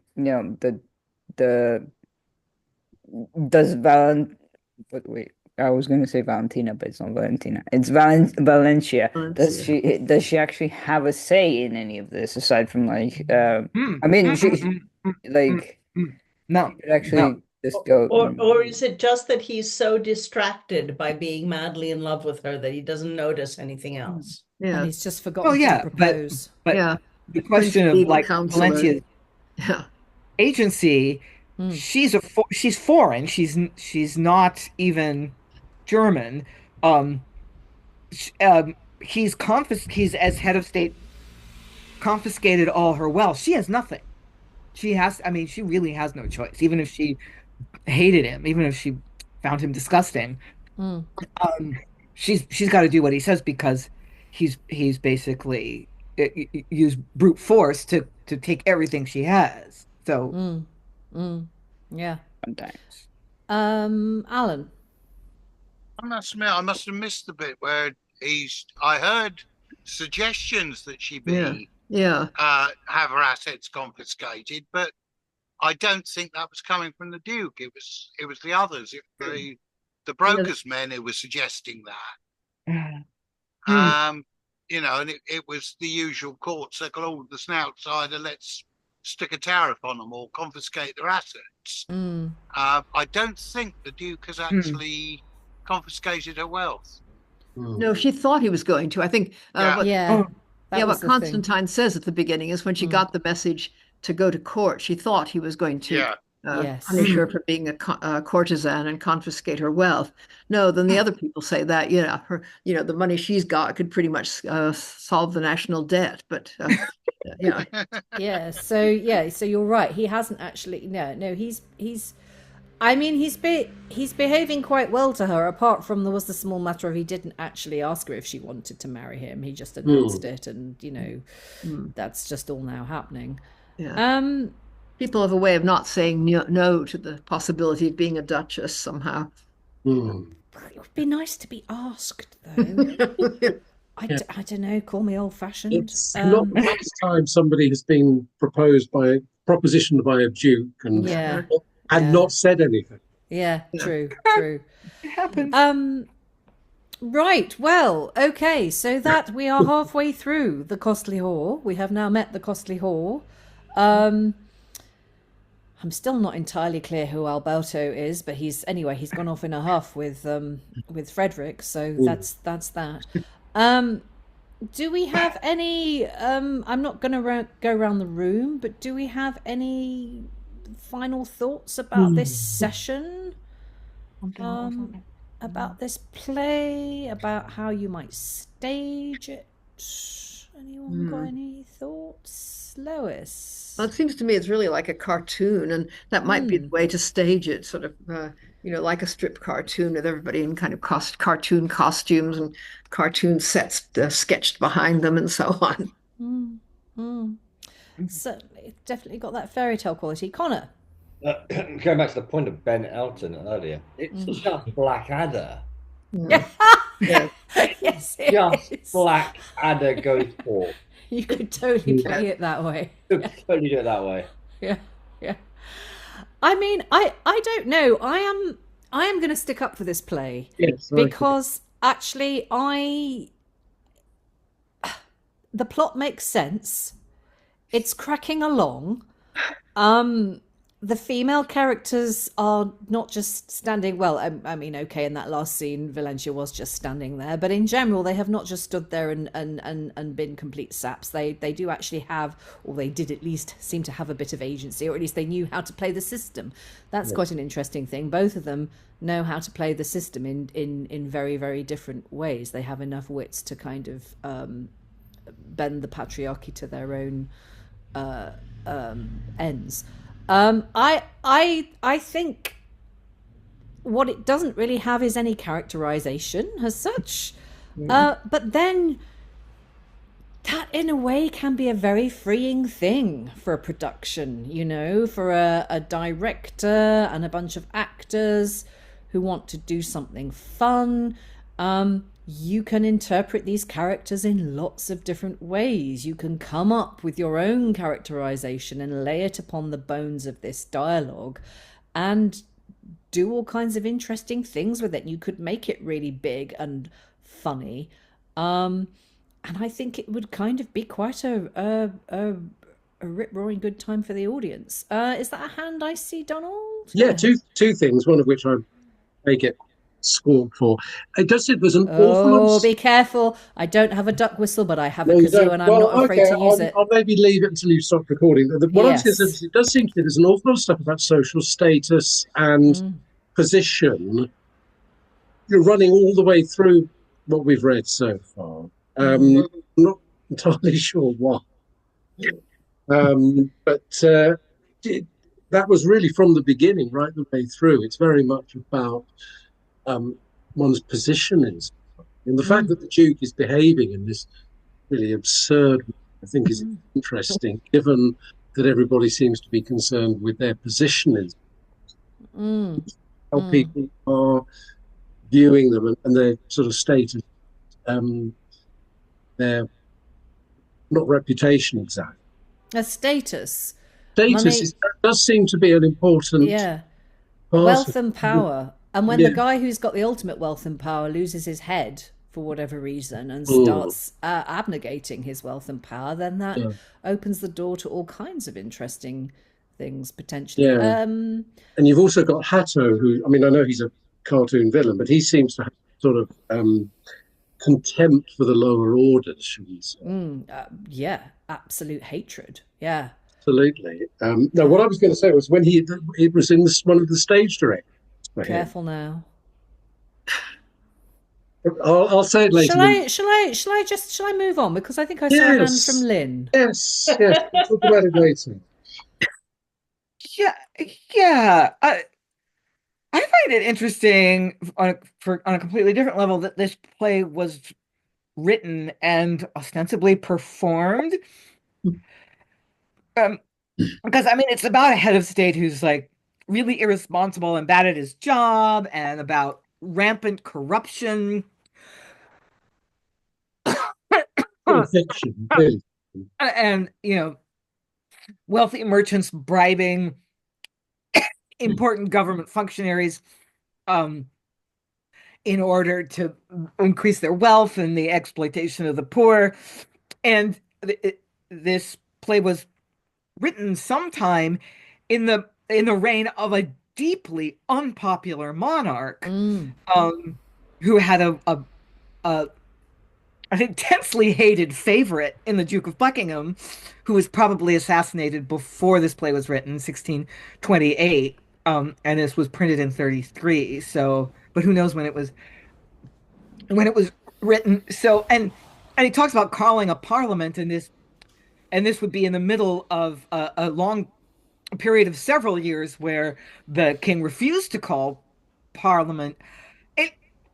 There's not a one-for-one sort of romantic kind of thing going on, but it's so critical of corrupt government. I'm surprised they got away with it. Yeah, that's a good point. Maybe that's what all the fairy tale stuff is about. Maybe it's to throw it in there in order to kind of thin disguise for the social, the smoke screen. Yeah, Lois. Yeah, well, most of the plays about corrupt courts in this period have sort of two factors. One is that the king is being misled by evil counselors who are doing most of the bad stuff, and he doesn't know about it. And two, the king's big fault is heterosexual philandering, which is not something that either James I or Charles I went in for. True. Yeah, so we get a bit of distance there, I suppose. Yeah, good point. Marvelous. Right. Anyone else got anything to say? Yes. Alan, then Eric. Yeah, I mean, I'm certainly finding there's an awful lot of episodic stuff to this. And I think until we've done the second half of it and we see whether it actually resolves as something coherent as a whole, will depend then which way you would have to treat it in production. Whether you've got to treat it as being a series of linked episodes, oblique sketches, or as a play with a beginning, a middle, and an end. Yes, indeed. Yes, it will. As usual, it will all come down to how the play ends. Eric, what did you have to say? Well, because we were talking about not royal consorts might be a sort of weird term, but I don't know. It made me think of all that whole exchange with I don't remember which Edward it is, Edward II, where you've got Gaveston and all that stuff happening, which is only problematic because Gaveston is the distraction from Edward ruling his kingdom properly. Obviously, we don't really know whether to rely on the Baron's account of and the Lord's account of that, but it's very much sort of this play could be trying to make a similar point, but I think it gets lost in the sort of mechanics of trying to do it. Yes, although maybe you could bring that out again in production. I do feel with this play that you could do so many different things with it. And that is the virtue of having something that's a little bit spare around the characterization, maybe. But we will see. We will see what happens. Does anyone else have any final words of wisdom that they want to impart? All right, then. Thank you very much for joining us for part 1 of The Costly Whore. Stick around for part 2, which will follow shortly. And if you would like to join us, feel free. We're always looking for new readers. Everyone is welcome. Go to beyondshakespeare.org to sign up. Is it .org? It's .org, isn't it? Yeah. Yeah. And meanwhile, it just remains for me to thank this wonderful room of readers for joining me today in these rat-infested or not exploits. Thank you very much and goodbye. Now the Lord bless you and keep your good fate from being mouse-eaten.